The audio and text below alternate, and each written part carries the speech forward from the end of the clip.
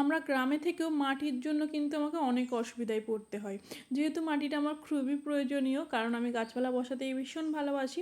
আর আমাদের ডাঙা থেকে মাটির যে নেবো, যেখানে সেখান তো গর্ত করে নিতে পারবো না, প্রথম কথা। আর দ্বিতীয় কথা, আমাদের ডাঙার মাটিটা না গাছের জন্য অতটা উপযুক্ত নয়। তো এরপর আপনারা বলতে পারেন যে তাহলে আমার ডাঙায় গাছপালাগুলো হচ্ছে কী করে। সেটা হচ্ছে আমার হাজব্যান্ড আমার গাছপালা বসানোর আগ্রহ দেখে গত ওই 4-5 বছর আগে বেশ অনেকটা পরিমাণ মাটি এনে ওই ডাঙায় কিন্তু ফেলা হয়েছিল। তো তারপর থেকেই ওখানে গাছপালাগুলো একটু ভালো হচ্ছে আর কি। আর এইদিকে বেশ কিছুটা পরিমাণ মাটি আমি তো রেডি করে রেখেছিলাম শীতের গাছপালা বসাবো বলে, তবে সেইগুলো বসানো হয়ে যাওয়ার পর আরও কিছুটা মাটি প্রয়োজন পড়লো। সেই কারণ মাটিগুলো আনিয়ে নিলাম এবং ভালো করে রোদ্দুরে শুকনো করতে দিয়েছিলাম। তো রোদ্দুর তো সেরকম দেখা পাইনি, কিন্তু মনে হচ্ছে বিকালের দিকে হয়তো বৃষ্টির দেখাতে পেতে পারি। সেই কারণেই মাটিগুলো ভালো করে ঢাকা দিয়ে দিলাম, যাতে না ওই সব মাটি তো ধুয়ে যাবে, নইলে ড্রেন আমার ভর্তি হয়ে যাবে। তো আমার মাটিটা যাতে না নষ্ট হয় এবং ড্রেনও যাতে না ভর্তি হয়, সেই কারণে মাটিটাকে ভালো করে গুছিয়ে চাপা দিয়ে দিলাম। আর শীতকাল বলুন গরমকাল বলুন, দুপুরবেলা না আমি সেরকম একটা ঘুমাই না। তার কারণ দুপুরবেলা পুরো টাইমটাই কিন্তু আমি এইভাবেই সময় কাটাই। কারণ দুপুরবেলাটা আমার একদম মনে হয় সমস্ত সংসারের কাজ, নিজের মেয়েদের কাজ সমস্ত থেকে আমাকে একটু টাইম পাই, তো যাতে নিজের শখের নিজের পছন্দের জিনিসগুলো কাজগুলো করতে পারি। এটা যে এখন কী করছি সেটা তো আপনারা একটু পরেই বুঝতে পারবেন।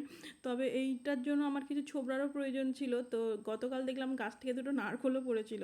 তো সেই নারকোলগুলো ছাড়িয়ে ফ্রিজে রেখে দিয়েছি, পরে কিছু করা যাবে। তবে ছোবড়াগুলো দিয়ে এখন এইগুলো করছি। আর ছোবড়াগুলো আমাদের ভীষণ প্রয়োজনীয় লাগে, সেটা হচ্ছে আবার ধুনো দিই তো, প্রায় রোজই প্রায় ধুনো দেওয়া হয়, মঙ্গল বৃহস্পতি শনি তো দেওয়াই হয়, তারপরেও যখন ইচ্ছা হয় দেওয়া হয় আর কি।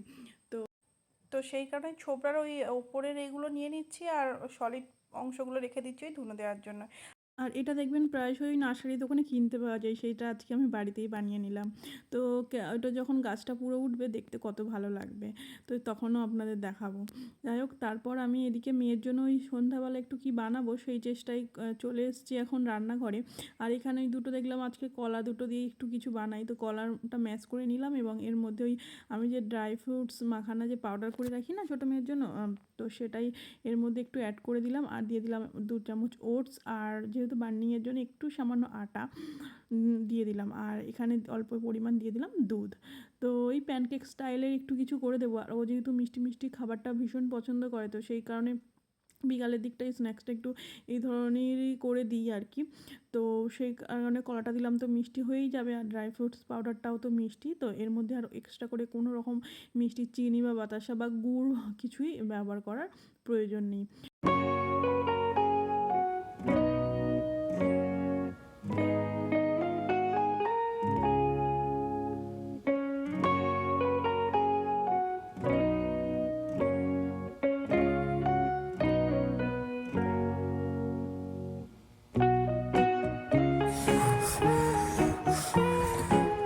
তো এখন তো শীতের টাইম, তো বিকালটা ছোট হলেও সন্ধ্যাটা কিন্তু অনেকটা টাইম পাওয়া যায়। আর আমার রান্নাঘরের কাজের জন্য তো অনেক একটা বিশাল সুযোগ বলতে পারেন, কারণ সন্ধ্যার টাইমটাও রান্নাঘরে অনেকই প্রায় কাজ থাকে। তো এদিকে আজকে কাজ বলতে ওই আটাটা মেখেও রেখেছিলাম, তো সেই আটা দিয়ে কিছু রুটি করে নিলাম। আর যেহেতু আজকে নিরামিষ ছিল, তো আমি দুপুরবেলায় পনির তরকারি একটু বেশি করেই করে রেখেছিলাম, কারণ শীতের শুরু হয়ে গেছে। তো এরপর থেকে না ওই নিরামিষ দিনগুলোতে একটু বেশি করে তরকারি করে রেখে দেবো, যাতে দুবেলা হয়ে যায়। কারণ সন্ধ্যাবেলা তরকারিটা না করতে থাকলে না অনেকটা পরিমাণ মানে সময় পাওয়া যায় অন্য কিছু কাজ করার জন্য। আর আজকে যেহেতু ওই পনির তরকারি একটু আলু ভাজা রেখে দিয়েছি বললাম না, তো সেই কারণে আর কিছু করলাম না, রুটিটাই করলাম। আর এদিকে একটু ড্রাই রোস্ট করে নিলাম ওটস। যে ওটসটা খেতে আমার কেন অনেকেরই হয়তো ভীষণ বিরক্তকর লাগে, কিন্তু অনেক সময় হয় না খেলে উপকার, সেই কথা ভেবে খাওয়া হয় আর কি। তো সেই কারণেই আমি এই পদ্ধতিটা একটু অবলম্বন করি, মানে ওই স্মুদি করে খেয়ে নিই টক দই বানানা দিয়ে, বা ওই ওটসের আটা করে রেখে দিই, অল্প একটু সামান্য আটা দিয়ে একটু যাতে বান্ডিংটা হয়, তো সেই আটা দিয়ে মেখে রুটিও করে নিই। তো ওটস খাওয়ার হচ্ছে আমার এই দুটোই পদ্ধতি বলতে পারেন। ওইদিকে একটু দুধ ছিল, তো সেটাকে একটু ওই ছানা বানিয়েও রেখে দিলাম। আর টুকটাক যা কাজ ছিল মোটামুটি হয়ে গেছে, এরপর কিচেনটা আমার পরিষ্কার করে নিলেই হয়ে যাবে। আর যখনই আমি 3 বেলায় রান্না করার পর কিন্তু আমার কিচেনটা কিন্তু এইভাবে পরিষ্কার করে নিই। আর কাকিমা যেহেতু এখন নেই, আর তো বাসনগুলো ভাবছি মেজে নিই, কারণ সেই সকালবেলা অবধি এঁঠো বাসন পড়ে থাকা বা আমার একদমই পছন্দ নয়। তো সেই কারণে যখন বাসন তখনই আমি মেজে নিই আর কি।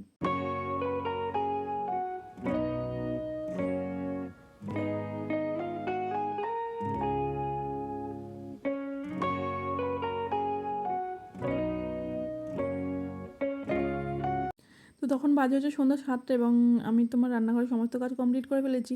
আর আমনটাও একটু ভিজিয়ে দিচ্ছি, তার কারণ গরমকালে না একটু তাড়াতাড়ি ভেজালে দেখবেন সকালবেলা উঠেই মনে ওই একটু হরহর টাইপের হয়ে যায়, কিন্তু শীতকালে সেই প্রবলেমটা হয় না, যেহেতু শীত সেরকমভাবেও পড়েনি কিন্তু শীতের আভাস তো একটা চলে এসছে, তো সেই কারণে ভিজিয়ে দিলাম আর কি। বসে বসে করছিলাম হচ্ছে আয়রন করছিলাম, আর এই দুটোই বাকি, এই হোয়াইট কালার হলে কিন্তু এগুলো কিন্তু আমার কিন্তু খুব রাগ ধরে মাম্মা, এগুলো বাচ্চাদের কাজ নয় কিন্তু। এই হোয়াইট কালার শার্টটা বাকি আর এই দুটো বাকি, আর এই দেখুন এটা সারাক্ষণ বালতিটার মধ্যে ঢুকে বসে থাকবে। তোমার পড়া হয়ে গেল? তোমার পড়া হয়ে গেল?